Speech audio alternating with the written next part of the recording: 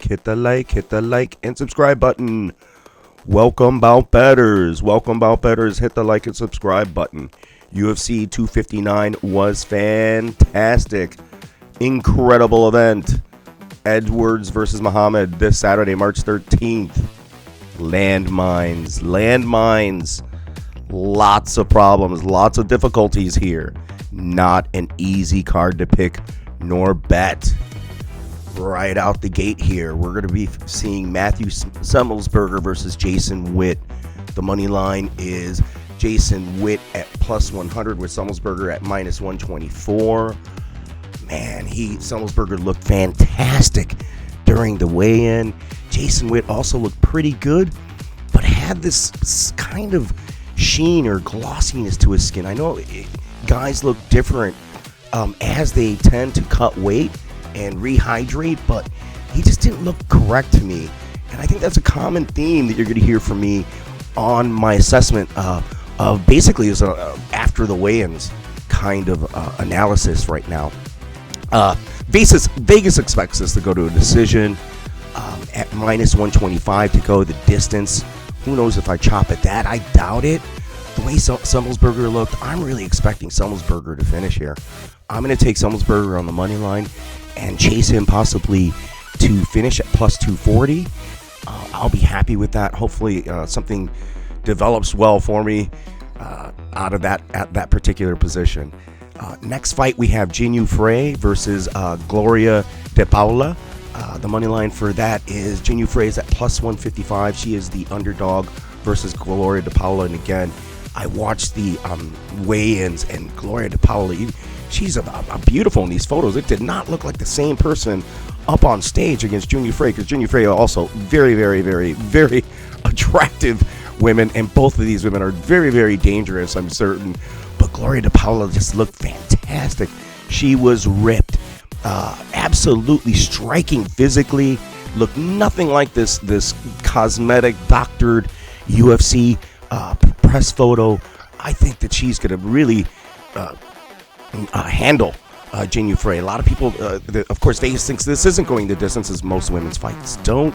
I think it is at plus 250, 225. It's not a bad prop bet to chase. I think I might hit that, and then I might hit Gloria De Paula to win by finish was only plus 320. I don't think the cappers have much faith in what she might be able to do just with her hands. Not just any form of submission. Everyone instant sees a Brazilian, Portuguese last name, and instantly they think that someone is going to immediately be a submission master. But in this case, let's see what Gloria De Paula has by taking her by finish or even TKO. All right. Next bout, we have Jonathan Martinez versus Davey Grant. I watched both these guys at the weigh-in as well. Jonathan Martinez looked fantastic. He looked very, very normal. Grant on the other side just had this awkwardness to him. Yes, he's an awkward guy. He looks a little awkward. He walks a little awkward. He moves a little awkward, but there was something else off. I think it was the weight cut. He had just this he looked a little tired. I'm not going to pepper the money line here. There's no meat there. Again, it's a coin flip to go the distance. Looking at the weigh-ins and the demeanor of Davey Grant, I'm going by Martinez here. I'm going to hope that it does go to not go to the distance, and Martinez actually TKOs him or gets him by the finish, or possibly even subs him. I think he's going to have his way with Davey Grant in there, even though Davey Grant is extremely long, lean, huge guy. Next up, it's Menal Cape versus Matias Nikolao. I really think this could be a good fight, or it could end up being a snorefest. Cape came out. I think he did fantastic against Pantoja in his last bout. It wasn't a poor effort. He was outclassed. It didn't seem like he belonged in there, but that's different. He's going now to Matias Nikolao, who sort of is whatever you want to call him. I don't know what kind of Walmart they have in Brazil. They probably have Walmart as well, but he's like the, let's just say he's the Pantoja, the Walmart Pantoja, okay? I don't think he has a chance here, but looking at things, Cape might not be completely UFC top of the line either. And so I'm looking at the dog here. I think I have to go there. It's a dog in distance. I think Matias hopefully just has physically enough what it takes to stay with Cape, to fight off his striking, to fight off his grappling as well, and his control, and just keep this a standing affair and keep some distance. Use his athleticism to, of course, to keep Manel Cape off of him and take this to a decision, which I think would be a great bet. Next up front, coming up, we have Misha Serkinov versus Ryan Spahn. Again, weigh-ins. Everyone was looking at Ryan Spahn, making tons of judgments. Ryan Spahn always cuts weight bad. He always looks bad. Just not ever looking good, even in the fights. I'm not completely happy with either of these fighters. I think they're just little lower tiered UFC fighters that are filler fights for the UFC. Both these guys, win or lose, are in jeopardy of losing possibly their positions here. They're always going to be I don't think they're ever going to be in championship contention here. Because they're very predictable. I mean, either it's going to be Serkinov by sub or Ryan Spahn by TKO. I think Spahn is going to rehydrate. He's going to get some food in him. He's going to hopefully get the medication and the attention he needs, and he has a team to make that happen.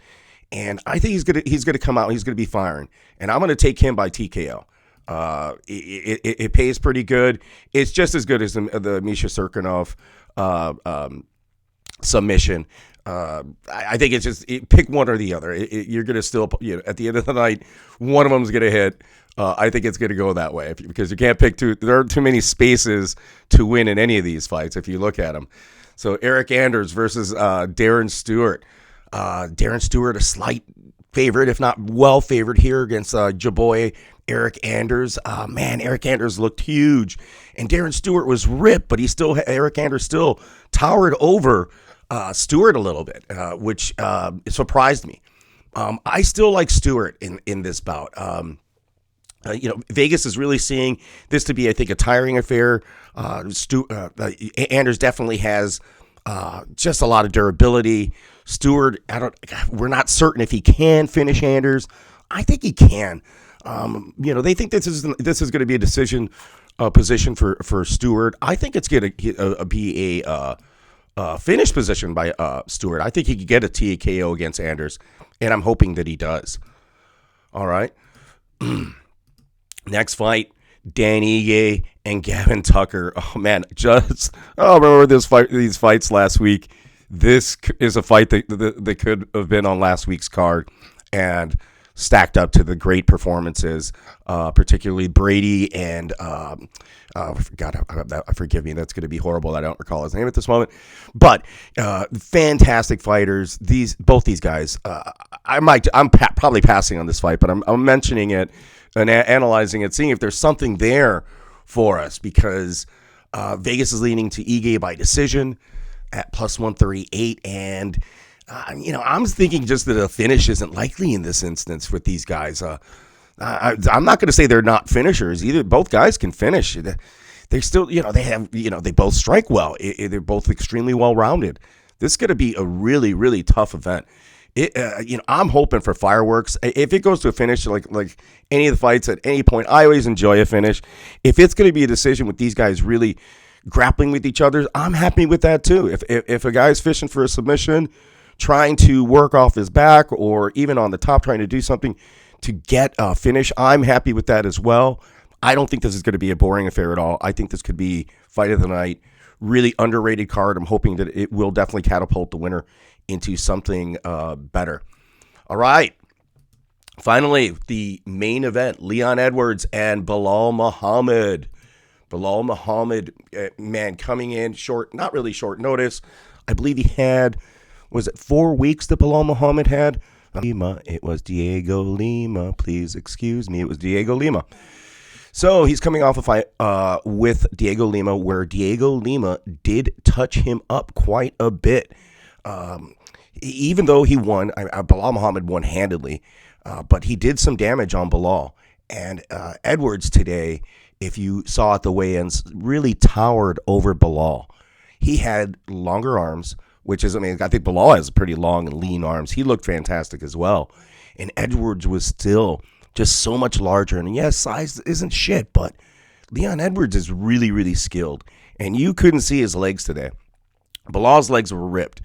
And man, I bet if they took off, I don't want to even mention if Leon took off his pants. Yes, if he took off his pants, his legs you would have seen very sizable. He uses his legs so well, so rapidly.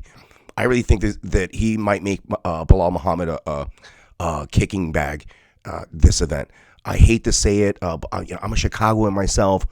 Belal's a favored fighter here, favorite of the city. I love the guy.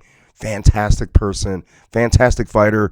Wouldn't want him to be upset at me picking against him, but unfortunately, I just think he's in a tough fight here with Leon Edwards. Again, the money line is reflective of that. I'm going to be fishing for the finish prop here because if you see the finish by either is really pretty sizable, and the decision prop for both is pretty substantial on the Muhammad side. You would think that you would go Muhammad or nothing, looking at these numbers, but I'm really still leaning just towards Leon Edwards, and I'm gonna lean towards him by TKO, and that's what I'm gonna do. I'm also possibly might parlay him with Darren Stewart at plus 111, or Dan Ige at plus 129, or Gloria DePaula at plus 108.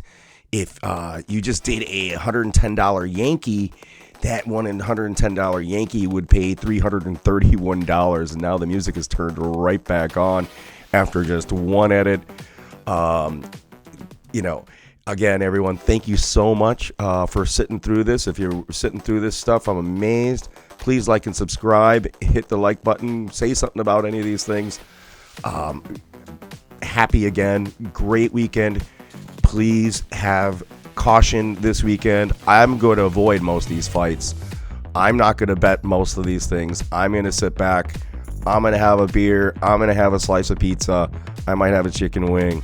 Who knows? But I'm going to just take it really easy, really slow. And I encourage all of you to do the same thing. Thanks again.